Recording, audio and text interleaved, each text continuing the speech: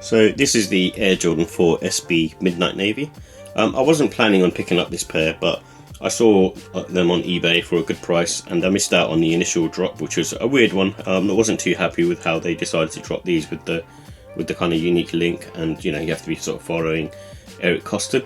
But I never had, I've always had issues with basically trying to win on the sneakers app in general, and it's just a bit of a lottery really. I've never sort of won anything too decent on there. It's only sometimes on occasion. Generally speaking, I sort of tend to sort of miss out on those types of sort of exclusive drops, or EA. I've never ever got EA access, for example. And this particular sneaker I ended up getting on eBay. I paid, I think it was like £20-25 over retail, which isn't too bad. And the Air Jordan 4 was originally released in 1989 and obviously worn by Michael Jordan. And it was made as a basketball trainer that you can sort of see here with a sort of mid-cut. And this one being a Nike SB collab, apparently it's supposed to be the final one, so they're not releasing any more apparently, because they're sort of focusing more on just SB line exclusively and not Nike or Jordan based sneakers. So from what I hear and from what's been sort of said, is this is the last version of the Jordan 4. And the reason why I decided to pick these ones up is just because of the colourway really. I kind of like white and blue. I've got a couple of Jordan 4s, don't get me wrong, with the military blue and also the white cement navies as well. But I decided to pick up this pair because I think with the pine green pair, which I'll get onto in a bit, I found those to be a bit too big for me, and I'll explain once I get to the sort of sizing side. And these obviously being for SB, it's supposed to be revised for skateboarding, but just probably ignore that. It's more of a marketing gimmick in all honesty. So with the details, it comes in a navy and summit white colourway. And this has a plush ankle collar that you can sort of see. It's actually thicker than a normal Jordan 4, which is both a good thing and a bad thing, because it attracts some more heat, but obviously a good thing because it keeps you more protected. And it also has a polyurethane midsole, and with the airbag unit in the heel. And this being different, being an SB, it has a pour-on foam bed in the forefoot, so instead of the A unit it has pour-on foam, which is similar to an SB Dunk Low. And it's got sort of all leather and suede materials that you can sort of see on the upper, and it's of pretty good quality. Feels similar to the Jordan 4 military blues from my perspective. And the price for these are £209.99. So with the comfort and sizing, much like any other Jordan 4, it's on the firm side, and all those people that tell you that these are much more comfortable than a standard Jordan 4 are probably lying to you. If you tried wearing these for the entire day, you'll probably see that they feel a bit kind of you'll get tired of them after a while, unless you find Jordan 4s comfortable. But they are very firm on foot, and they do kind of give you a bit of ground feel as well. The Air unit doesn't really do too much, and the midsole being more on the sort of firmer side as well. But not to say they're bad. I really love the way the Jordan 4s look, but it's just the comfort level's just not there personally. And with these ones, I think the wearing time is around 4 to 12 hours, not as much as a standard Jordan 4, but just be wary that you need time to wear them in. And these, for me anyway, in terms of leather quality, feel like they're similar to the military blues and probably sort of more prone to creasing. And if you have a wide foot, I do recommend going up half size. I went shooter size in these, and I'll say why. Mainly because with the Jordan 4 pine greens that I did go up half size in those, because usually with Jordan 4s I normally do. However, they just felt too big on foot. Once I sort of wore them in a bit and got them a bit loose, they just felt a bit too loose on foot.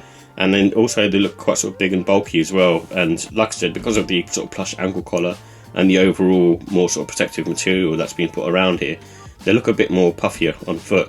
So that's one of the reasons. It's more partly aesthetic and partly because of the way the comfort feels, in terms of the overall sneaker and the way it fits.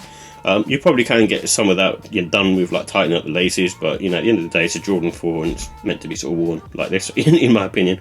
But going true to size, what I would say is I do still have pinky toe issues, but like I said, with the pine greens, they sort of wore in and kind of became loose, and I expect the same thing with these. And Jordan 4 has really great grip, because it's using home-brand traction. It's always, feels really nice on foot, and I actually like the way they feel. They're obviously low to the ground and a flat foot base, so you're not going to be sort of slipping around. So with the look and style, what else can I say? It's like a neutral colour scheme, it's a blue and white. and grey, and those look very nice on foot. And these ones are good for spring autumn because of being predominantly white. Not to say that you can't wear them in the autumn winter time, but obviously each to their own. And it's a good casual wear sneaker. Obviously Jordan 4 looks very sporty, looks very kind of stylistic as well, but this isn't one to be wearing smart. And it comes with like the white laces on there only, but you could put in blue, red or sail if you wanted to. Obviously the red being on the tongue, like you see, for example the Jumpman logo and the A unit as well. But I like them how they are with the white laces. So with the final thoughts, I do like the materials. I think they're quite nice. I said they're not the most premium, but they still feel nice on foot, don't get me wrong, you know, it's still quite nice. And I'd say similar to the Jordan 4 military, but I suppose they might be slightly better than that. I just started like wearing these for the wear test, but you can already see I've made a big crease on this one. So yeah, I feel like they're better than usual, but not anything too extravagant. And the colourway is really nice. I do, you know, I'm just a sucker for anything with white and blue, and especially with like Jordan trainers. So this one being another one, you know, I find that I just sort of gravitate towards. You know, I have the militaries, but this one, you know, was another one which was, I suppose, in terms of the price range, it was right in terms of, you know, buying it. And I kind of do like the retooled midsole. It is slightly more comfortable than a standard Jordan 4, so I will give it that. But not to the point where other people are going, this is like the most comfortable Jordan 4. It's still a Jordan 4 at the end of the day. So with the cons, I'm going to say the comfort. Like I said, I just have pinky toe issues, so that's one of the reasons why I sort of say that. So with the ratings, I'm going to give it like a style of 5. You know, it's a cool, simple colourway, and I really like that. And I also like the pine greens. This one I probably prefer because it's not that sail colour. I think the sail colour makes it a little more puffy to me. And the comfort, I'm going to go with a 4. It's not a 3, it's fine, it's serviceable, but I won't be wearing them all day, that's for sure.